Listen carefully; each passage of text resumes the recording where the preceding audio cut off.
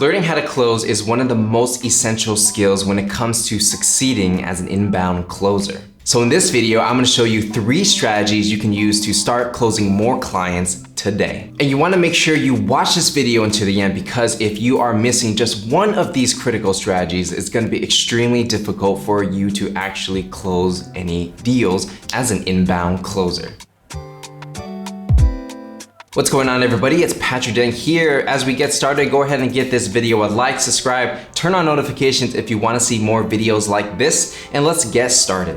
Now, the first strategy I have for you when it comes to learning how to close as an inbound closer is to set the agenda. Now, just to set some context for you, when you are an inbound closer, that typically means that you're working for a company, whether as a contractor, freelancer, or maybe you're an employee of that company, and they're gonna do some marketing and they're gonna generate leads. And those leads are going to go through a sales process, right, to get educated on the product or service that this company is selling. And then eventually they're gonna book a call. For example, what's really common is somebody runs an advertisement, let's say a Facebook ad, prospect, person who is a potential customer, clicks on the ad, watches maybe like an hour-long webinar, and then at the end of the webinar, instead of selling the customer, they say, hey, if you're interested in learning more and talking to one of our specialists, make sure you book a call now. So when they book a call, they schedule a time to talk on someone's calendar. You as the inbound closer basically gets that call, and that call is scheduled on your calendar, and you're gonna get on the phone with the prospect and try to close the deal. Now, when a client goes through this process, essentially they're getting hours and hours of education before they even have the chance to talk to you, meaning they already know the company that they want to buy from. They kind of know what the product and service is, and more importantly, they have a specific pain point, right? A specific pain point that they would,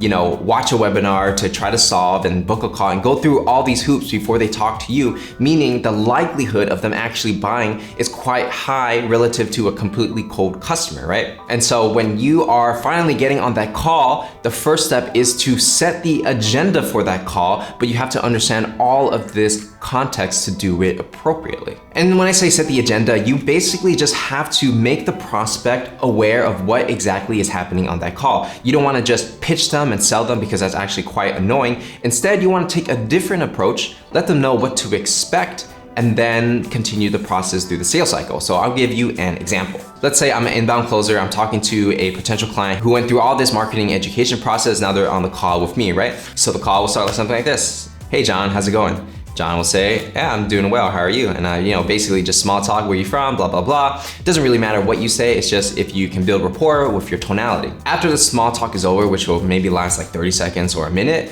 all you gotta do is say something like, hey John, if you don't mind, how about we go ahead and get started? John says, sure. Then you want to say something like, now, obviously we're talking today because you watched the webinar and you booked the call and you seem somewhat interested in our advertising services. So what I want to do for this call is I want to learn a little bit more about your business, what you're trying to do, what your challenges are, and really just see if there's an opportunity for us to help and work together in any way. And by the end of the call, if we find that, hey, there is an opportunity for us to work together, great, we can move on to what the next steps would be. But if you find that, hey, maybe it's not the best fit, I want to let you know that you can say no at any time. Is that okay, John? John says, sure, sounds fair to me. So when you kind of break down the strategy of setting expectations, I'm letting John know that I'm not trying to just sell him right off the bat. I'm trying to learn about his business, see what his aspirations are, see what his challenges are, and really just try to understand if there's a fit for us to work together and to see if I can help him in any way, which is typically to sell my product services. And I also said that at the end of the call, if we find that there is a fit to work together, we can move on to what the next step would be, which is me pitching my product and services, right? And I also let him know that, hey, if it's not a fit to work together at all, he can just tell me no, and that's totally cool.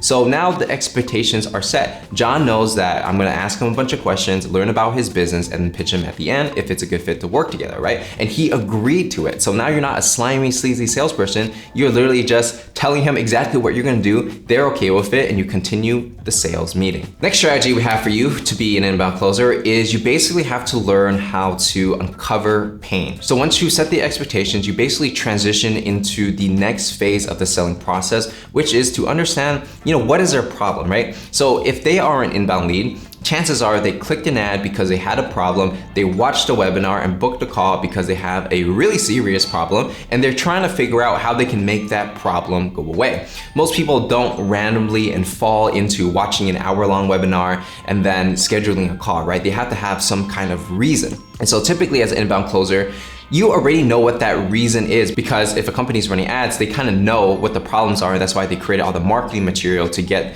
that person all the way through the sales process to get on the call. So because you already kind of know what the challenges are, you basically have to ask certain questions to bring out that pain. Because they're not a cold prospect, they can behave more predictably because they all have a similar pain. So if people, are watching a webinar and booking a call because they want to run Facebook ads, then obviously the problems is they can't run Facebook ads by themselves, right? Very obvious. So here is an example of how you can basically transition from setting expectations into uncovering pain. So you'll say something like this: based on the webinar you watch, I'm going to make the assumption that you are looking to grow your business using advertising. Is that right? John will say, yeah, that's right. All right, great. So when it comes to advertising, I'm just curious, what exactly got you interested in taking this call today? Right? So that's kind of like an open-ended question where you're trying to get the temperature of where this person is at, right? Because, even if someone has a problem with advertising, you have to figure out what exactly is that problem. Did they try it didn't work, or maybe they're a complete beginner and they don't know where to start, right?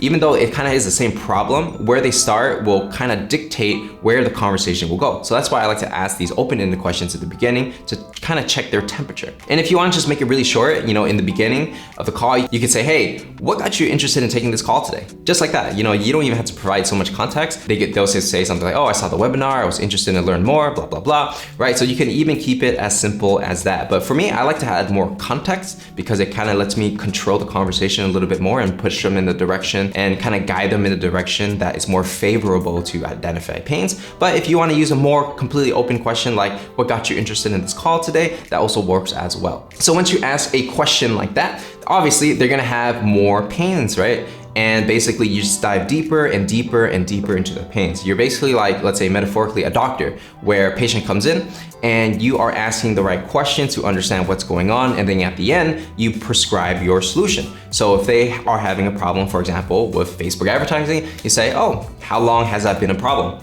What have you tried so far? Oh, interesting, how come that didn't work? Okay, what would you like to do? Well, in the ideal world, what would be the perfect scenario? So these are a couple questions that you can use to basically dive deeper and deeper into the pain.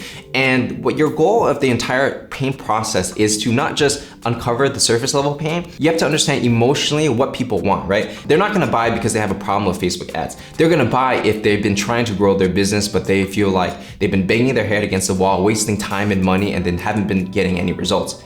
That's something that they would, pay money to make go away, right? So again, you're not selling the surface level, product and services. You're understanding the underlying emotions that drive people, and you're showing that, hey, I understand where you're coming from and I see these pains. And when you understand these pains really deeply and you show the prospect that you actually do understand it, it builds rapport, it builds empathy, and suddenly they're a lot more willing to listen to you because you showed that you listen to them. Now, once you uncover all these pains, you ask these questions, you know how the prospect's feeling, and you know that they are willing to pay money to make their pains go away. The next step is to actually close either the deal right there or close the meeting and move on to the next step of the sales process. Depending on what you're selling and who this prospect is, the process is gonna be a little different. So if you are selling into, let's say, a Fortune 500 company, you're probably not going to close the deal on the first call because there's a lot of decision-making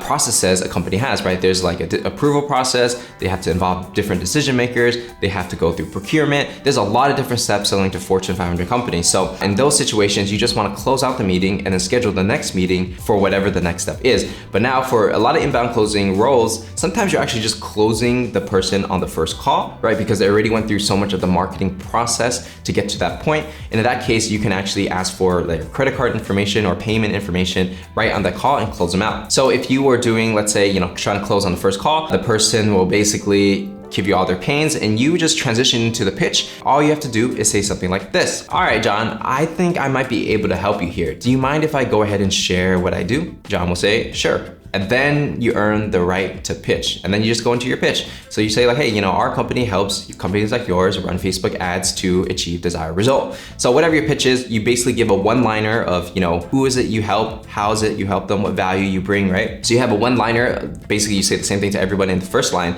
And then from there, you basically freestyle and craft your pitch in a way that addresses all the prospects' pains and concerns that they shared with you in the paying process. So if they said something like, they try to run ads, but they don't understand Facebook Manager, they are not a technical person, so it's so confusing, then you just want to adapt your pitch to that. So you say, hey, our advertising services, we do everything for you, and so you don't ever have to spend any time in Facebook Ads Manager. We're a complete turnkey solution where all you have to do is give us your assets in terms of your videos and your photos and your copy, and we will take care of the rest. Right, so basically you just adapt your pitch for that person to make it feel like, you're creating a customized solution that is just for them. And to be honest, you don't necessarily need to have like this buttery smooth, one-line pitch. It's more about understanding the person's pains and just showing you're addressing the pain. It's kind of like you're having a conversation with a friend and they're really trying to help you out, right? If you're asking advice from a friend, you don't need to hear like a super streamlined pitch. You just need to hear that they can actually help you. And for your pitch, that's what I also recommend. Understand the pains, address the pains during your pitch and show that you solve those pains, and it's a perfect pitch for that specific person. And when you give your pitch and they understand what it is and they're interested, to close it out, you say something like this. So based on everything we talked about so far, is there anything else you need to see before making a decision? And they will say, if they say no, then you could say something like, okay, great. So how about we go ahead and get started today? Is that gonna be Visa or MasterCard? And if they say Visa, and then you give their credit card information, boom, you got it, right? Or if they say, oh, I don't wanna give you my credit card number because it's kind of weird, you say, okay, great, I'll send you a link and you can make the payment right here and I'll wait for you on the phone, right? So it could go either way depending on what your company does, but that's essentially how you would take the payment on the first call. Now, if you're trying to sell into Fortune 1000, Fortune 500, where you know that they're not gonna make the decision on the first call, basically you just kind of close out the meeting and you say, hey, based on everything we talked so far, do you mind if I go ahead and share the next step of this process if you were to move forward? And then you kind of share that, oh, the next meeting, we're gonna do a presentation, things like that, right? So just know who you're dealing with and whether or not you can close on the first call or if there are gonna be multiple steps in the sales process. And so with that said, those are gonna be the 3 strategies you can use to basically learn how to close as an inbound closer. If you enjoyed this video, make sure to give it a like, subscribe, turn on notifications, and let me know which strategy you felt was most useful for you when it comes to learning how to close. And with that said, hope you guys enjoyed this video and I'm gonna see you guys in the next one.